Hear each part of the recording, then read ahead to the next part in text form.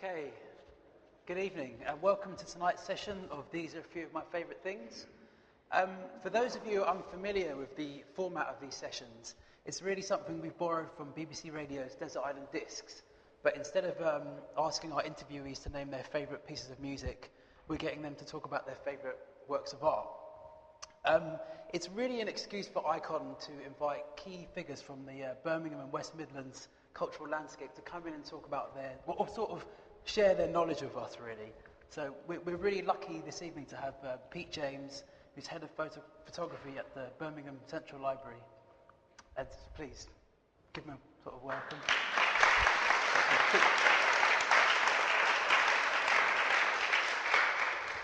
So Pete's no stranger to Ikon, really. Isn't that right, Pete? Yep. We first met when we both were curating a show of photography in the Palisades. I think was it last summer? It was.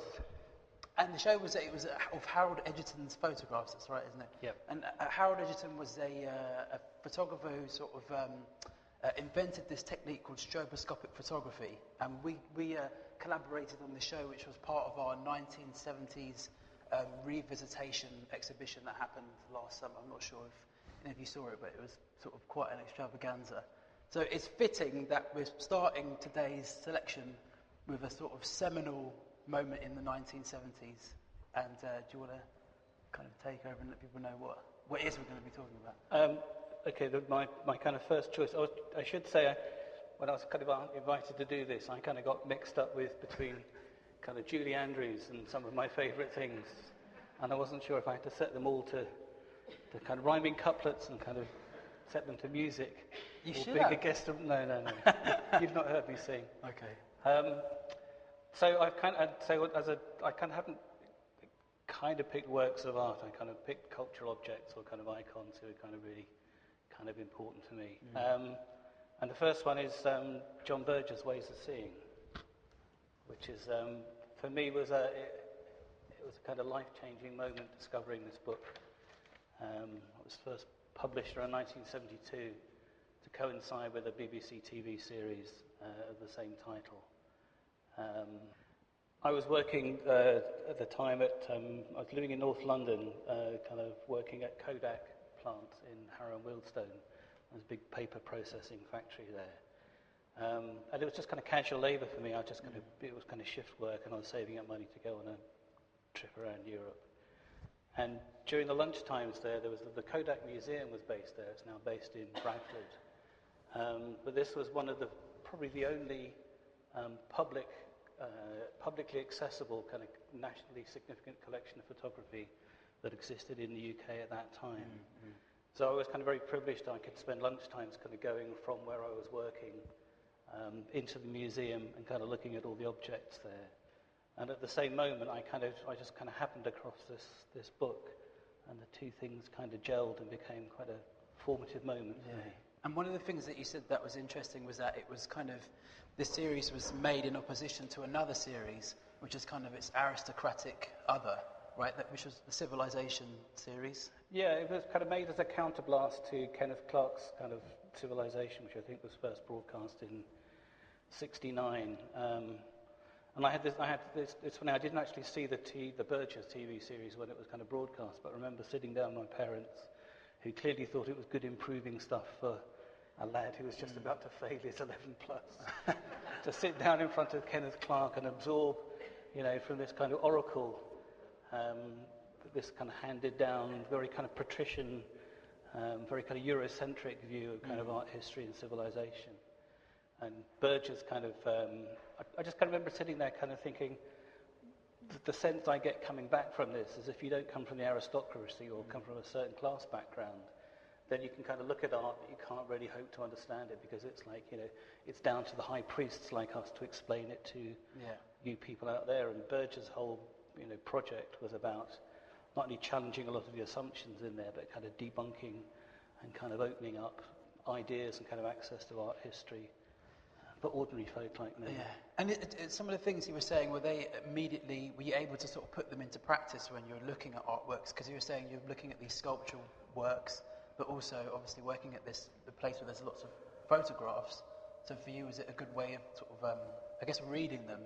Yeah, I mean, it completely. I mean, up to the point where I discovered the book, I would kind of go and look and kind of, wonder at all of these things and not really kind of understand them in a critical context.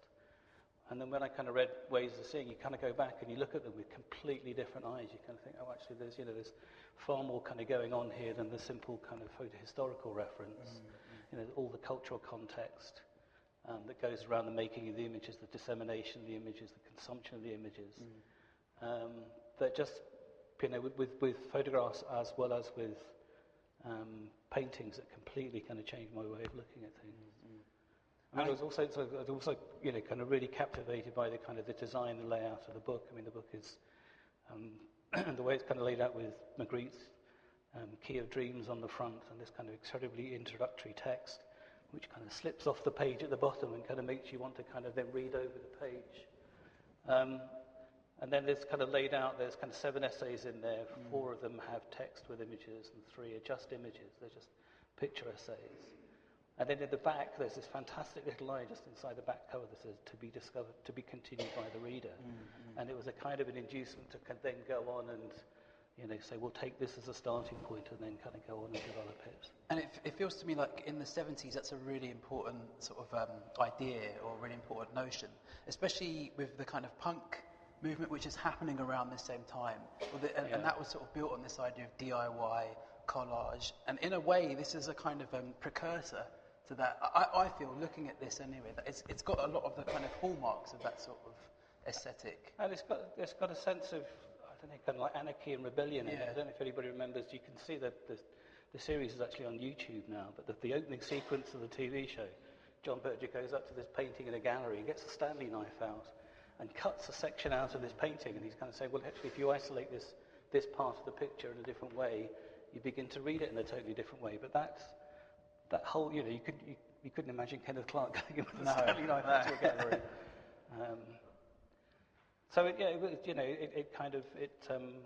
completely changed. I mean, I just didn't think that kind of art and that kind of culture, that wasn't on my radar at that time at all. I mean, I was more interested in hedonism and things like that. So, well, aren't we all? Well, in the past. I can't speak for you now. Oh, okay. So should we move on to your next slide? Or is it? Yeah, no, I mean, the reason that this kind of interested for me as well is it's around kind of, I suppose, photography and kind of stories. And starting at this point in kind of the Kodak Museum, and the combination of these two things, it was kind of rather bizarre.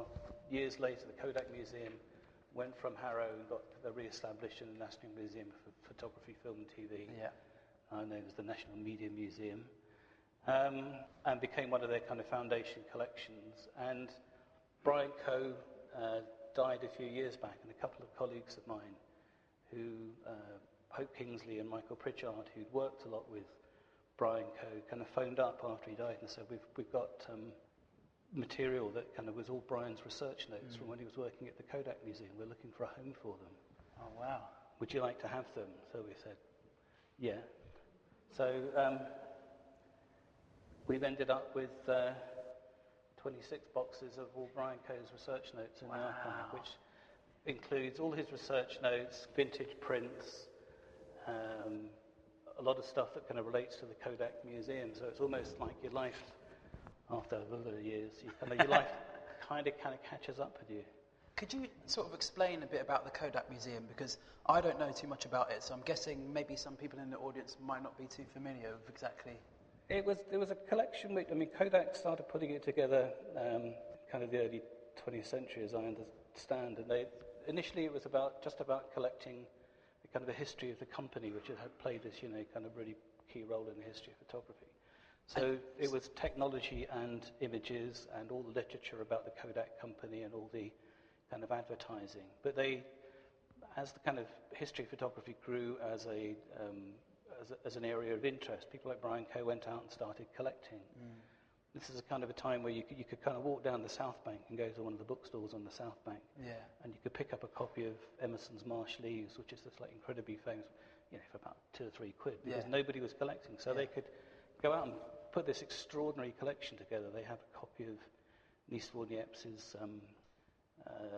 kind of bitumen plate heliograph, which is like one of the earliest photographs ever taken in 1827. So they put together this extraordinary collection of kind of technology, images, texts, and it is one of it's one of the founding collections of British photographic history. Oh, incredible! That's amazing. So what's it doing now? Is it just sat there? Have you started sorting it? It's just sat in boxes, waiting for the moment when proper, sensible funding is restored to the archives and heritage business. Well, it could be a long time. It could be some time. Yeah, it could be some time. But it will all be, it'll be processed in the due course of time. Ella will probably end up cataloguing it. So let's move on to your next selection here. I suppose this is somebody I kind of put under the category of hero, which is Ivor Cutler. Poet, artist, humorist, performer, author of children's books, kind of wrote songs. There's not much he didn't do, and just the most extraordinary, fantastic British eccentric, and a kind of a rebel character in his own way. And it's somebody else I kind of discovered in the kind of a bit later on, and I kind of found Ivor Cutler through his broadcasts on John Peel's radio show. And it kind of span out from there, really. So it was kind of sound recordings first, and then I discovered some of his books of poems later on. I've got a copy here. This is one of my treasured possessions, which is now shared ownership with my kids. This is a signed copy of Herbert the Elephant, which somebody gave to me. Somebody who was a friend who's an illustrator gave to me as a birthday present because she knew I was a big fan. His signature, his autograph, kind of tells you everything about the man. And what I really like about as long as I get it back, it stops with Evan in the corner.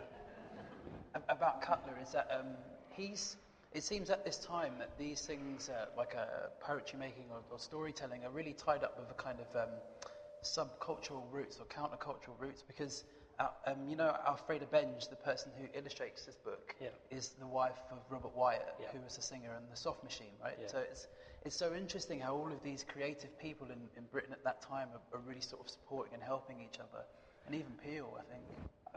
I think Ivor Cutler's a kind of like a one-man counterculture, if you like. I mean, he just kind of lived in his own, created and lived in his own universe. He taught at a kind of hippie school in London, Summerhill School, where there were, it was a school with no rules, which kind of suited him because he just didn't think there should be rules for anything.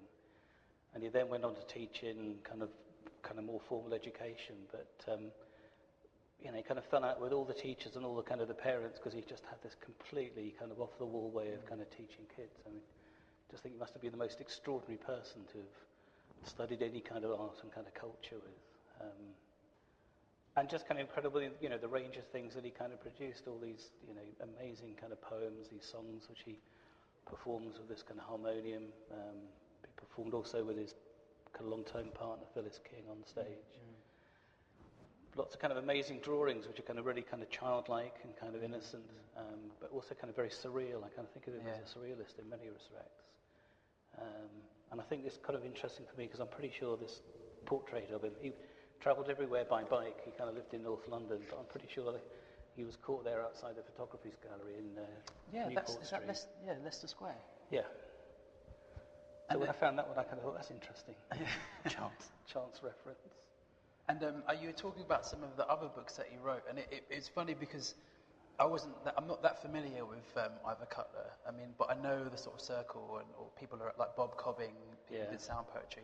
But one of the things that was interesting, you took these books that he wrote for children, and the kind of subject matter reminded me of like a Kafka for kids. Yeah. It's like Metamorphosis, but for children in a way. Do you want to talk a bit about?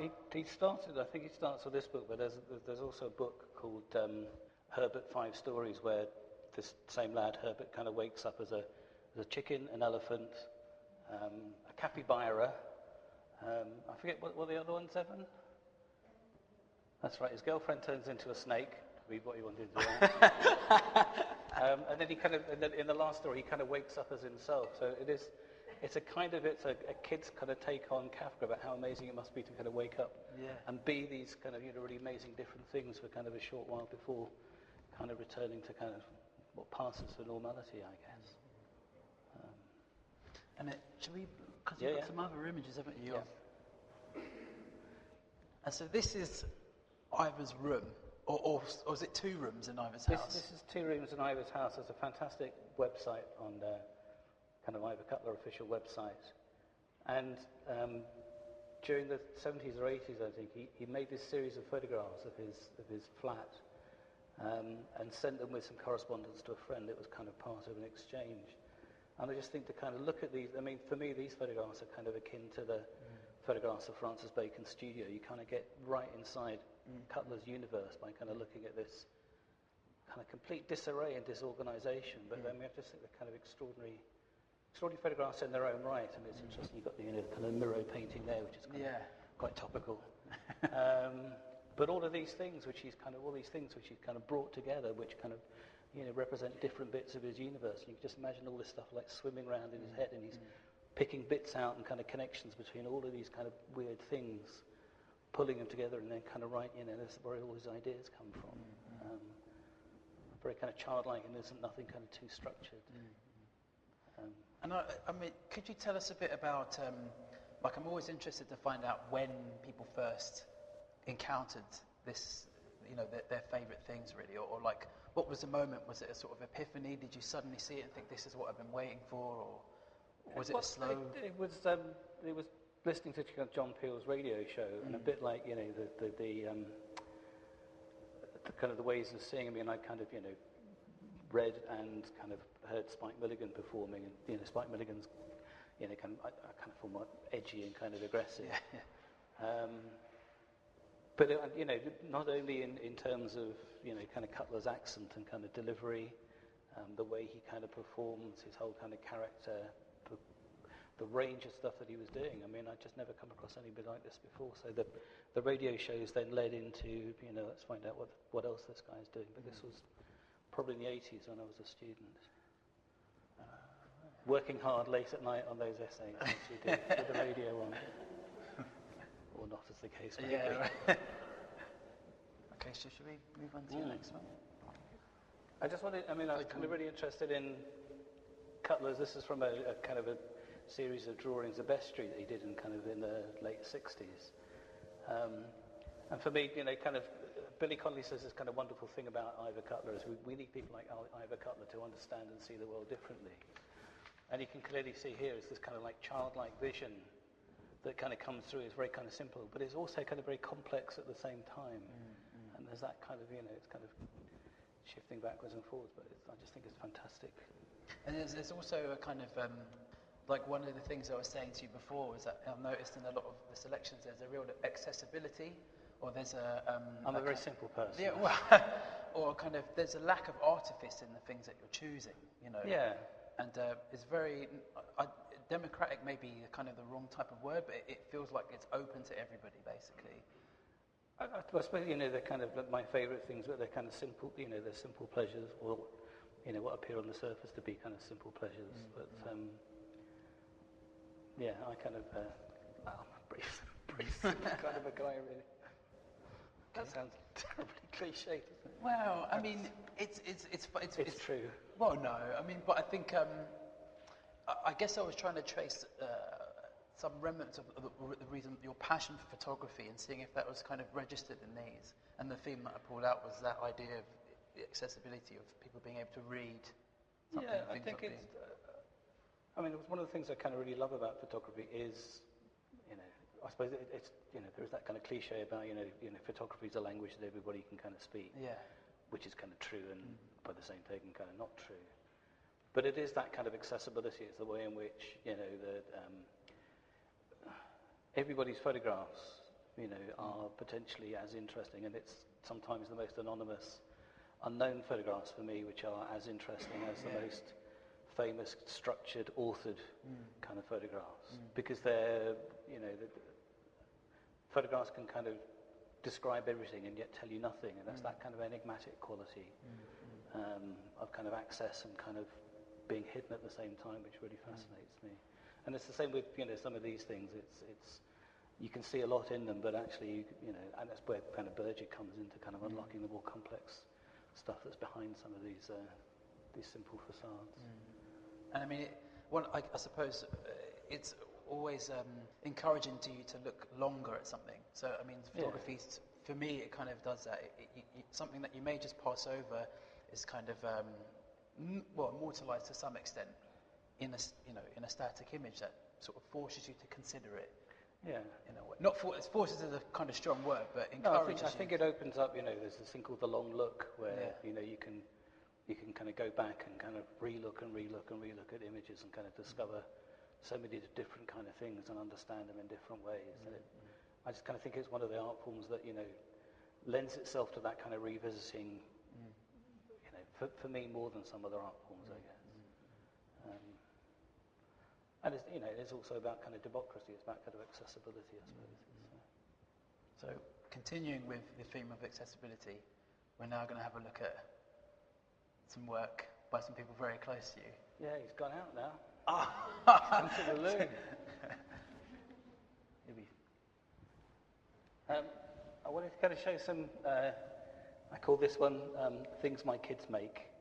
And it kind of relates a bit to kind of Ivor Cutler. It's about kind of different ways of kind of looking at the world, but it's the way in which through the drawings and things which my kids have made. I mean, I kind of got back in kind of re-understood kind of things I made as a child. I'm kind of making Airfix kits with Evan at the moment. But also it kind of gives you an entree into their world as well, how they're kind of seeing the world. And the kind of things they kind of get up to, because there's lots of stuff which are kind of talked about and there's stuff which isn't talked about. You find these odd little, they're both kind of very prolific. We shouldn't look over that. I don't want to embarrass you. Look, there she is. But these are two photographs taken at the Len Lai kind of workshop. Working on film. So big up for the Ikon there. Oh, sorry. Should we just say a bit? Yeah. This is taken, I think, in the events room. Yeah. Which is to coincide with an exhibition we had here of an animator called Len Lai, who sort of pioneered this dazzling use of colour in early anime films. That's enough context, I think. And I think it was, I think they were kind of like both kind of knocked out with it. Evan's now doing stop frame animation with Lego characters. Noah's kind of been drawing things, but I was kind of really interested. I didn't realise till I kind of looked at this one in detail. The one of Nola, you can just see down the bottom here where Evan's written knickers on the film, but actually spelled it without a K. Oh. So that's a bit of the rebel kind of coming out in him.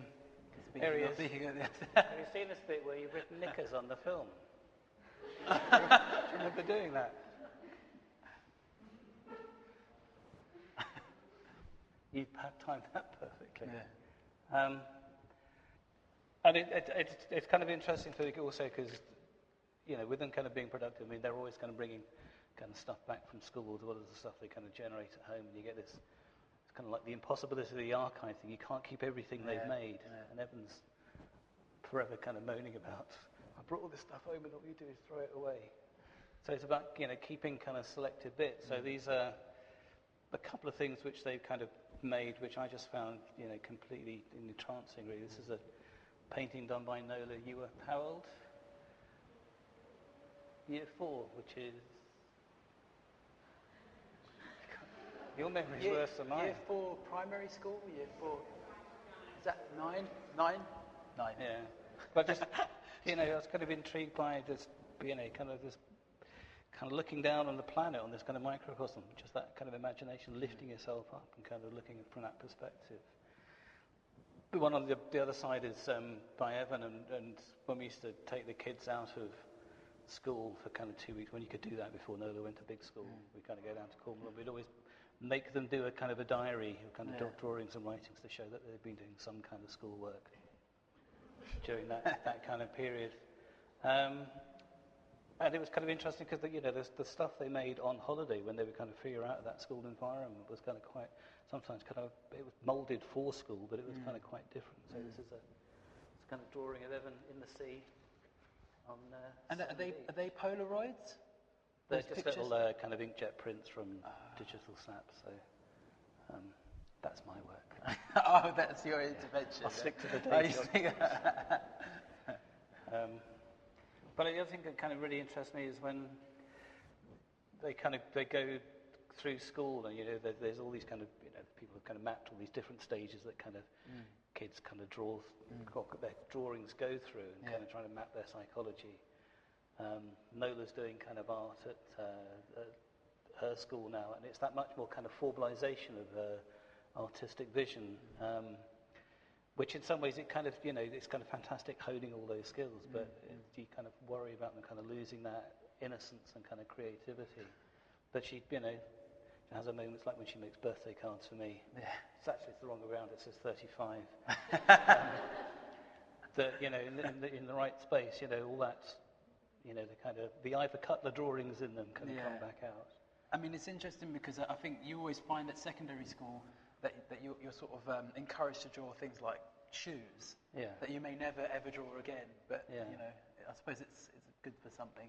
You've got drawings of boots and things, haven't you? And these are two of Evan's latest offerings. One is it's a drawing from the Father's Day card. He's kind of getting into manga and kind of cartoons, and the caption says, "Can a guy not get some peace around here?" I'm not sure who that's supposed to. That's probably you, isn't it? And this other one, it was kind of made on holiday recently. Evan's kind of got into whittling, with a kind of a little Swiss Army knife. And he kind of just sat down one night and kind of took a stick from the, that was going to go on the fire, and kind of whittled this little boat and made the sails, and completely kind of self-initiated, and I was just kind of really fascinated to sit and watching him, kind of concentrating for a whole night while everybody else sitting around getting drunk around the campfire, and just and kind of responding to the environment I was in. I'm in Cornwall, so I'll make a boat. So it's they're all, for me. I mean, people talk about kind of naive art and that, but I just love looking at the world through their drawings and the things that they make. And I suppose looking at them through their representation. I mean, is that a part of it too? Because it seems to me one of the most exciting things about any artwork or any piece of cultural production, if you want to call it that, is that it gives you an insight into the personage, or it gives you an insight into the person. So it must be. I don't have children, but it must be quite exciting in a way, or surprising when they produce things that give you an insight into them that you might have missed, or it's a kind of a section of them that sort of surprises you in a different way.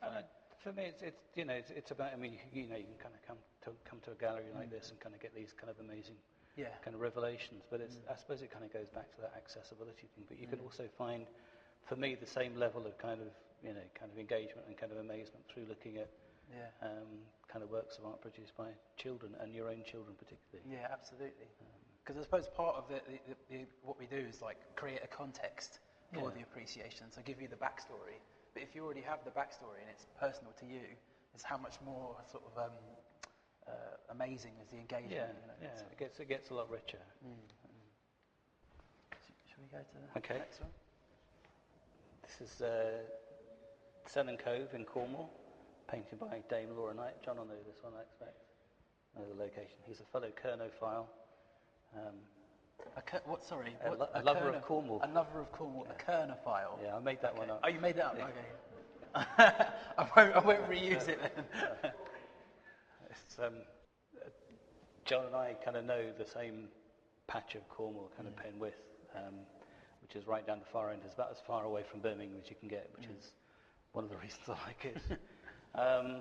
But it's a painting that hangs in Birmingham Museum and Art Gallery. It's a painting which, because it's got that kind of accessibility, my father's family kind of came from Cornwall, and I've kind of been going down there on kind of holidays as 53 years. I mean, we kind of go down there as a family on holiday now.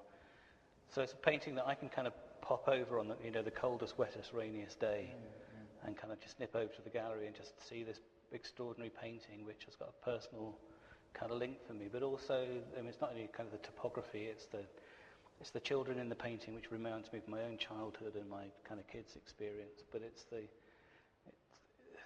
something about that all those Cornish schools of kind of Cornish painting. It's about the quality of the light, which just kind of sings through this kind of really impressionistic kind of painting by Laura Knight.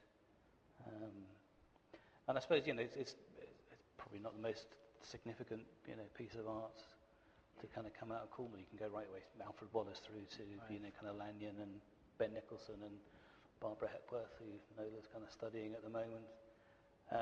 But it's one that's got, for me, because it's got those personal associations, it kind of makes the experience of this particular painting that much richer.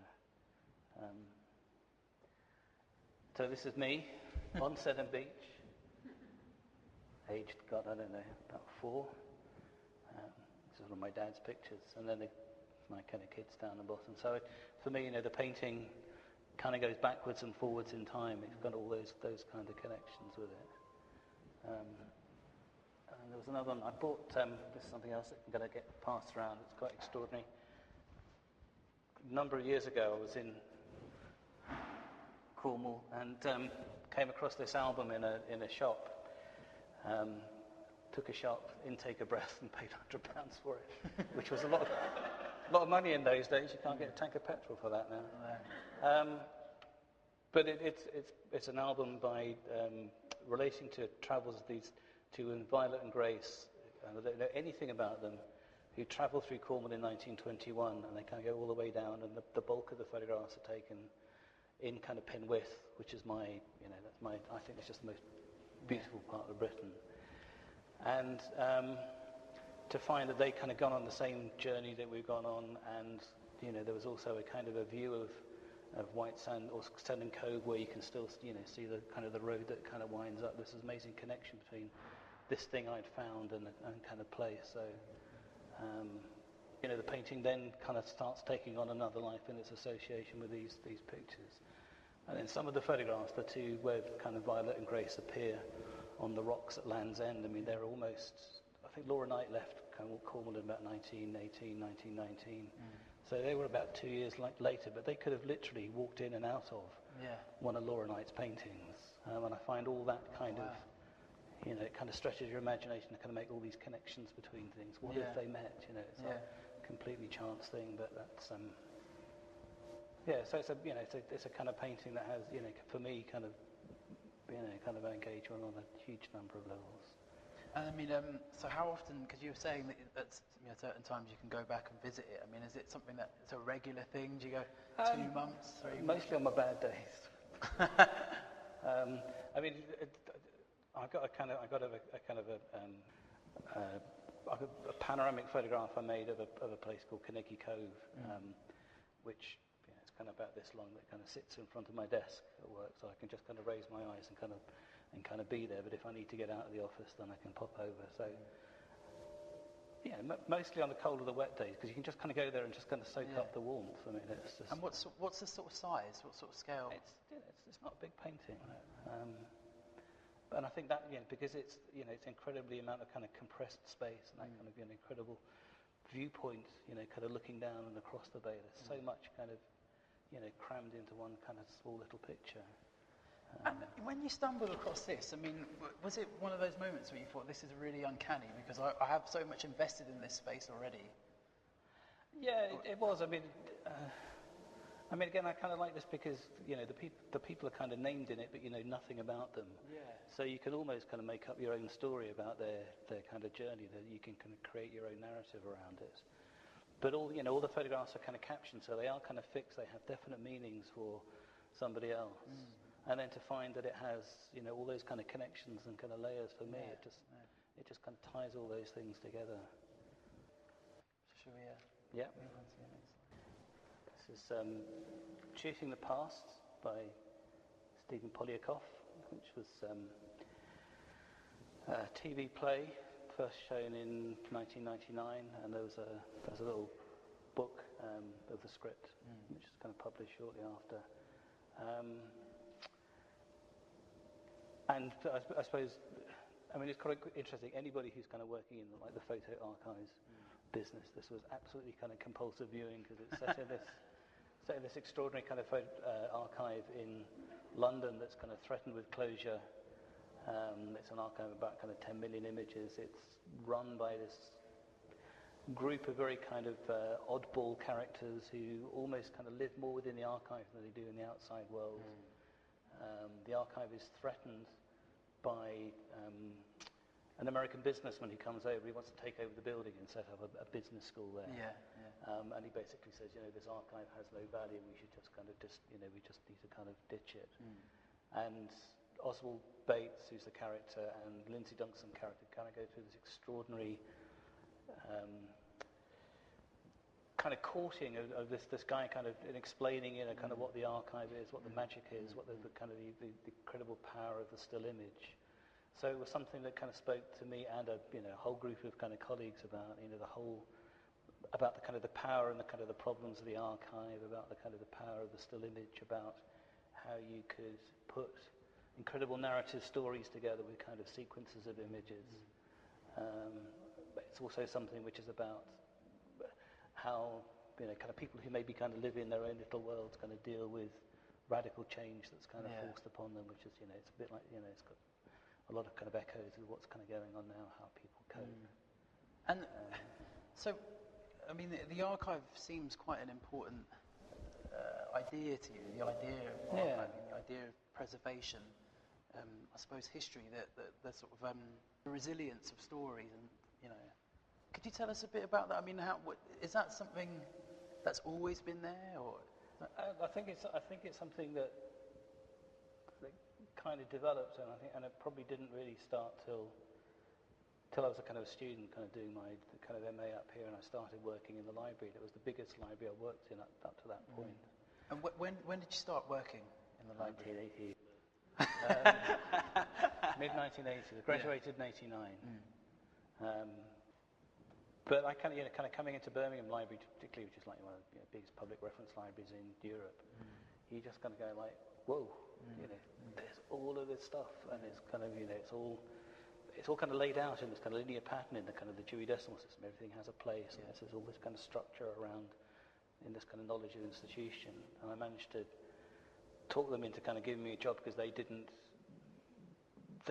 dealt with photography kind of based on the subject of the photograph, not the fact that it was all kind of lens-based media or coming from the same kind of point of cultural origin. So I started talking to them about there's all these bits that kind of relate, and are actually kind of distributed all over the library. If you bring it all together, then you've got this kind of amazing coherent archive that you can think about not only in very different terms in itself, but then also in terms of how it kind of relates to other material in the library. So then when I got into the library and then got behind the scenes, and there's more behind the scenes there, and it's a phrase like, just how much, just extraordinary how much knowledge there is, the weird things that people have written books about. You kind of realise, there's all these huge areas of knowledge which you've just never even imagined existed. And this kind of project of libraries and archives to somehow capture, all of that. And I think it's Dawson that said, that a library is the diary of the human race. And just that you kind of work in a place like that. Photographs specifically having a kind of a key, since the mid-19th century, having a kind of absolutely kind of critical point in that. So I kind of became a collector. And it's, the good thing is you can kind of, if you can collect on an institutional basis, it saves a bit of space at home. And so are you still coming across things that are sort of surprising you, or? Yeah. This week, somebody popped into our office from floor 4 and said, we found this volume, and it was bound up with that kind of tape that's normally done for packing cases, that kind of nylon stuff with a metal clasp on it. Yeah, I think I know. Yeah. And they said, we found a label on it, and this actually, it looks from this label, this thing hasn't been opened since it was moved from the old library into this building, which was the 1970s. And we kind of opened it up, and it's a volume of photographs which are in pristine condition because nobody's kind of looked at them, dating from 1872, documenting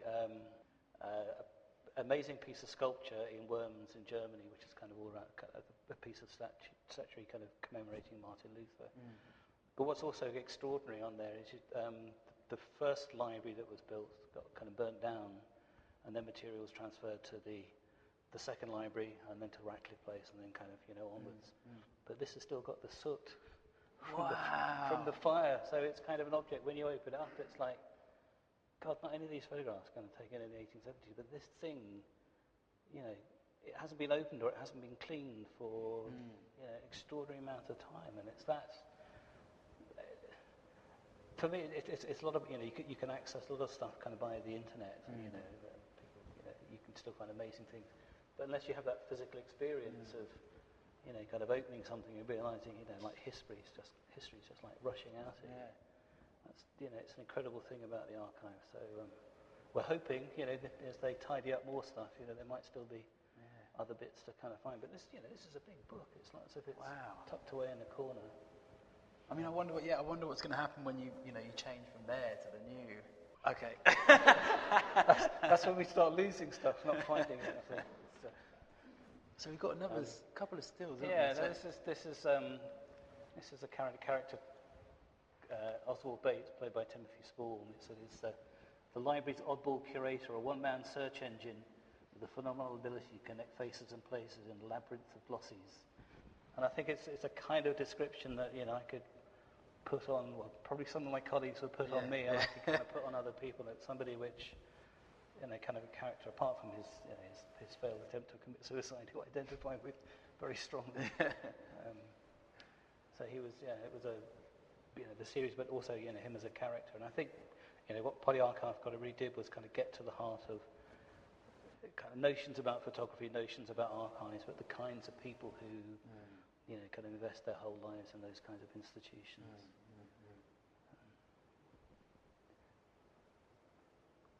Available now on DVD.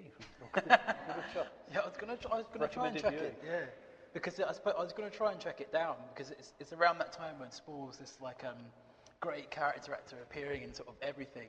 Yeah. As people, I think he played like a hangman in one film. Yeah, he was like the last hangman. So he's like the Harry Potter films. Who was he in the Harry Potter? He's that's right. Yeah. Well, from sort of kitchen sink to Hogwarts, I think. And then his his son Ray Spall's been in that Shadow Lines thing recently. Which character does he play? He plays the really threatening psychopath. Right. Sorry, we're digressing a little bit. Well, I'm just hoping the same kind of principles apply in kind of lineage. I mean, I've got Nola and Evan lined up to kind of finish all the cataloguing that we don't do later on in life. So should we move on to? I think is this your final? Oh no, I think there's a couple more. Yeah. This is photographed by Brian Griffin, James Mason, taken in 1984, and it's kind of for me it's kind of two kind of heroes wrapped up in one object. Brian Griffin is, undoubtedly one of the most significant British photographers of kind of recent times. Extraordinary portrait photographer. We were kind of very lucky to do a retrospective show of his work last year. And James Mason has always been one of my kind of favourite actors. And when we were kind of looking through some kind of material that Brian sent through as potential content, I kind of came across this kind of double exposure portrait of James Mason, which Brian tells me was taken a couple of weeks before James Mason died. Right. So it's kind of that confluence of and Brian's clearly kind of tried to capture some of the kind of film noir kind of style in there. So it's that how those two things can kind of come together in one object. But it's also for me it's a bit about kind of the experience of working with photographers, because the backstory that kind of Brian tells about how this image was made, and then kind of the tragic consequences, just adds all of these kind of layers, kind of to it, and kind of just invest it with all of these other kind of significances. Oh, yeah, it's that sort of deeper resonance again, because you can kind of look at it in a kind of poetical way and think he's there and he's not there, and is this somehow kind of foretelling of what was going to happen? And I know James Mason from Lolita, the Stanley Kubrick Lolita, but what other... Captain Nemo. Oh, right. Was it the Jules Verne, not Voyage to the Bottom of the Sea, the other one? Plays he's the captain of the Nautilus, the kind of submarine that kind of cruises the world. 20,000 Leagues. 20,000 Leagues Under the Sea, that's the one. That's kind of where I first came across James Mason. Then you kind of go back, and that was as a kid, and then you go back and discover the films he kind of made for kind of Gainsborough, and then he's in all these kind of major, he then becomes a kind of international star, and appears in different roles. And it was, he played this incredible range of characters. He could play in kind of a baddie with kind of real menace, and he could also kind of play these more kind of gentle characters. And his voice and his kind of delivery, it's just one of those people that I don't know. There was something about him as a performer that kind of really kind of resonated. And kind of two heroes in one picture. Yeah. And when did you first start sort of come across Brian Griffin's work? I kind of knew about Brian's work from kind of the 80s. I kind of first came across it when I was working for 10/8 magazine. You used to work for 10/8? Yeah. Wow. Only, in a very humble role. Okay. Down in the basement, kind of packing up. So I was at Gloucester Green to kind of do my MA, and 10/8 was kind of then based over the road at the Triangle. I just got to go across there and kind of help out as a kind of an odd job boy, and then helped a bit with kind of 10/8 touring exhibitions and packing up copies. So nothing kind of very spectacular. Yeah, I used to sit downstairs with all the editorial rows and Barney's going on upstairs. Stayed out of all of the that stuff. So that's kind of where I first kind of came across Brian's work. There's a feature published on Brian's work there. And it's one of those guys. It's it's kind of like a lifetime's ambition to kind of work with somebody like that. So, and he's turns out when you meet him, he's a Boston guy. Oh, that's country lad. Thank God. Yeah. As they always say, don't meet your idols, right? No. Well, it's the kind of I suppose my kind of experience. The great thing about kind of I suppose working in photography, I kind of met huge number of the most kind of extraordinary kind of fantastic people. Like any other business, you come across your one or two less extraordinary people, but they're you can count those on the fingers of one hand compared to the this huge rich kind of community that it's been cliche, but kind of a real privilege to kind of work with a lot of these people. And I mean, they're because I'm sort of I was quite new to Birmingham when I first met you, and it seemed that you were kind of at the centre of this new selection of photographers from Birmingham. So Andrew Lakon, who I know is at my uni, and Stuart Whipps. Yeah. And are you guys working together on a new venture? Andrew was. Yeah. Could you talk a bit about that?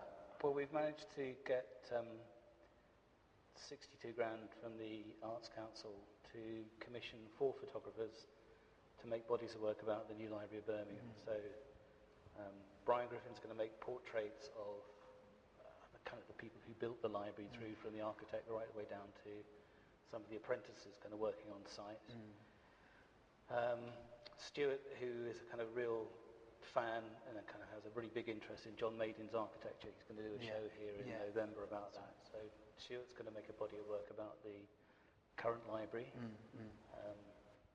Hopefully not to agitate, kind of stop it being pulled out. But, and then there's a guy called Michael Collins who we worked with before, who kind of works on a 10/8 camera, does these extraordinary kind of huge prints. I mean, these prints end up being 7 foot by 6 foot. He's working from the top of the Hyatt, from the flats at the back of the library, from Alpha Tower and a couple of other locations, coming up at intervals to kind of photograph this massive landscape so you can see all of the project developing in the context. And Andrew's going to make work kind of on site, and one of Andrew's interests is in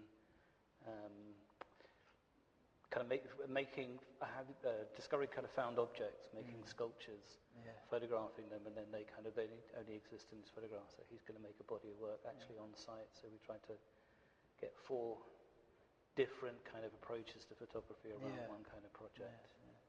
And when will we be able to see some of these works? Assuming that what I've heard about on time and on budget goes through, we'll do a show in the second half of 2013. But some of the material might, in PRs and those might be released a bit before then. Shall we move on? Yeah. This is an object of lust for me, I'm afraid. Which one are we talking about? Let's go. It's the Hoover. I'm sad to say. James Dyson, Cyclonic Hoover. God, what a guy. And this is on a kind of, on a domestic par with ways of seeing. Yeah. For me, it's a kind of, it's an extraordinary kind of iconic object. It's a fantastic piece of design, but it's also got this fantastic kind of marketing kind of idea that kind of goes with it. I think Dyson kind of studied design at Royal College of Art. That's right, yeah. And a couple of the first things he produced were the sea truck and the ball barrow, which clearly have some kind of a relationship to each other. Both kind of in the 70s objects again. Yeah. And then he kind of came up with this idea of kind of like reinventing the Hoover to kind of make it more efficient. And the big sales pitch was around, you can at a time when apparently there was a market like £100 million kind of globally for Hoover bags. He came up with this idea and said, well, let's have a vacuum that doesn't have a Hoover bag, and that's the big kind of sales pitch for it. And he launched it in Japan in kind of late 70s, and it wasn't until kind of 10 years later with that advertising campaign that it really took off here and became, the biggest selling Hoover in the world. I kind of think anybody who can design a piece of kind of domestic equipment to make it look kind of space age, to make hoovering a very kind of sexy pastime for chaps. Yeah. And that whole kind of advertising, and the other kind of genius for me was about putting this transparent cylinder in there, so you can now see all the crap that's in your house when you hoover it up, and you almost kind of get this guilt thing, especially if you've got kids or if they've got asthma. It's suddenly you see all the muck that's in your house, and there's this like Howard Hughes thing kicks in. It's like, I've got to keep going because every time I do this thing just keeps filling up, and it's just like it's never ending. House like ours, and it just kind of. It's a combination of thinking about all this kind of the psychology behind the design, about kind of like a lot of advertisers do now, kind of playing on people's fears. If you don't wipe that cleanly, your kids are going to die. Yeah. Combined with this kind of incredible design. That's exactly the same one I've got at home. Is that the one? Is that a picture? That's not my one, but it's exactly the same model.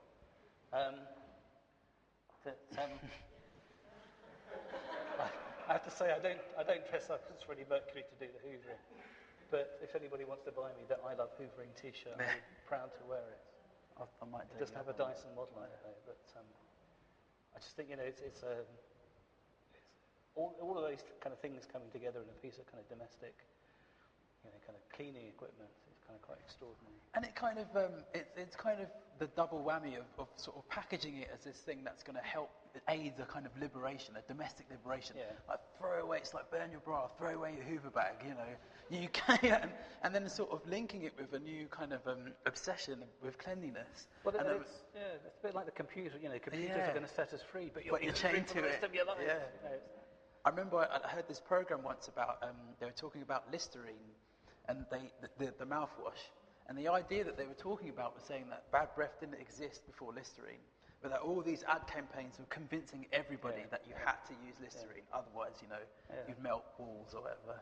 And it's the kind of thing you can be pretty savvy about kind of advertising and everything that kind of goes on, but once they got you, once they kind of got that hook in you, the kids will tell you, it's like, I hoover 4 or 5 times a week. I'm quite sad when it comes to hoovering. Oh, and all the dust from the archive, it must be a nightmare. Well, yes, there is that too. We've got our own Hoover, haven't we? We don't let the cleaners in. We do our own hoovering. Okay, so should we go to your? I think this. I think this one is. This is. The final slide. This is just an absolute hero. And I called it. Clearly it's kind of Johnny Cash, but I just kind of I always think of him as that persona of the man in black. Could you talk a bit about why he was called the man in black? Because not many people know. He wore black, but there's a kind of significance behind. Well, there were kind of, I think there are 2 things. Johnny Cash was always nothing less than a kind of complete rebel in everything he did in his life, which I think, a bit like kind of Ivor Cutler, he kind of led his life his way, and that's, through all the ups and downs, kind of alcoholism, kind of busted marriages, time in prison. But throughout all of that, he was an extraordinary kind of campaigner for the poor, the downtrodden. He kind of campaigned for Native American rights, for kind of prison reform, and he also almost fought against all of that stereotypical, kind of leather, rhinestone, kind of multicolored stuff with kind of the old opera in kind of country and western. Just said, well, I've got a quote here. I mean, I have to kind of refer to my notes because he did write this whole song called "The Man in Black," which kind of explained it. But there's a kind of a line in here where he says, I can't do the accent or the kind of the cadence of this. We're doing mighty fine, I do suppose, in our streak of lightning cars and fancy clothes. But just so we're reminded of the ones who are held back, up front there ought to be a man in black. And it was a kind of a statement about, I'm up here, I'm kind of, famous, kind of wealthy. But actually, I'm with you guys, I'm kind of out there. And he not only said that, he kind of lived it and kind of committed to it. And I kind of think his whole kind of rebel lifestyle, he kind of went through phases where he kind of produced some of the most amazing, I'm kind of a big country and western fan, but kind of Johnny Cash's, the classic Johnny Cash records are just kind of extraordinary. Then kind of went through this very kind of, kind of bad period where he kind of went off the rails. And then he kind of came back in kind of around 2003, 2004 and had these series of albums produced by Rick Rubin. And he kind of covered all these famous songs, Roberta Black's First Time I Ever Saw Your Face, Depeche Mode, Personal Jesus, having discovered kind of Jesus himself. And recorded this song called Hurt, which was originally back in the 9 Inch Nails. And there's this extraordinary video that kind of goes with it. When he recorded this, he was 71. He was kind of in incredible ill health, which kind of comes through very strongly in the video, which is kind of a montage of all of these kind of bits of his life, kind of all kind of coming together. For me, people have, like any kind of film or kind of work, a lot of people have talked about, what does it actually mean? And some people say this is like Johnny Cash writing his own epitaph. But for me, it's a kind of man who's led this incredible life, kind of coming to a state of grace and understanding about, his life, and kind of expressing it through this particular song. And it's incredible because I think the project that happened was that this producer called Rick Rubin, who's sort of famous for doing hip hop actually in the 1980s and then quite heavy rock in the 90s. Encouraged Johnny Cash to record like a series of cover songs, and what he's done in a kind of classic way is interpreted them so they sound like the truest form of that song. And this one was by the 9 Inch Nails, but it was kind of like an angst-ridden piece of music. And then when he got a hold of it, there was a kind of gravelly, truth to what was being said, which was really extraordinary. I kind of go so if you're ever going to watch kind of one film in your life, it's like 3.5 minutes long. But if you want to see somebody kind of laying their soul bare, kind of vocally and kind of visually in a film, then that's the one. And Rick Rubin kind of says, every time he had a kind of a period of time where he couldn't go back and watch it because it hurt him so much. It was so painful. And it's something that it's every time I kind of go back at it, it never fails to kind of like touch me and move me in terms of like the way that it's all put together. But being this kind of this kind of denouement of this kind of incredible guy who kind of led this extraordinary kind of rebellious life. There's a fantastic web-based project called it's kind of Johnny Cash tribute, and basically they've taken one of the last songs he ever recorded, and they've encouraged people from all over the world to kind of do little computer kind of animations. And it's this hugely kind of popular website, and it's constantly kind of refreshing, and it's everybody kind of making their own kind of little graphic homage to Johnny Cash, and it just keeps renewing itself and renewing itself. It's just the most extraordinary kind of ongoing tribute, sort of like a living archive. And again, it's that because even though I suppose we associate rebels with sort of being obstinate or going against maybe the status quo, but for me, it's sort of like rebellion is really tied up in just being yourself. And unfortunately, you find what you believe in is in opposition to something. But kind of at the heart of it is a kind of truth, is a kind of forthrightness. And that's kind of, I feel that is represented in a lot of the things. I think it's about him being true to himself. There's this fantastic story when Nixon first got elected in '72. He asked kind of Johnny Cash, who's like, the great iconic American, to come and perform at the White House. And he asked him to sing two particular songs, I'm a Lukey from the Spooky and this other one, which are kind of have kind of quite strong right-wing sentiments. And Johnny Cash ended up kind of said, I'm not going to sing those. I'll sing the Ballad of Ira Hayes, which is a song about how a Native American coming back from World War II was kind of mistreated. And he sang The Man in Black. And to kind of be invited to kind of go to, by Nixon to go and sing and basically go, I'll sing what I want to sing. These are my songs. This is my kind of statement. It's kind of an incredible thing. And I think really, just sort of this time in America, really, a lot of people, it's like the real America is coming forward and it's not being sort of controlled. Like kind of the folk musics and things are being wrested away from these kind of sort of benign representations of the South. So it looks like we've come to the end, to the end of your favourite things. And so before we close this session, we have got a microphone, and it is available for you to ask any questions that you might have to Pete. But before we do that, please, can you just give a round of applause to Pete and to thank you for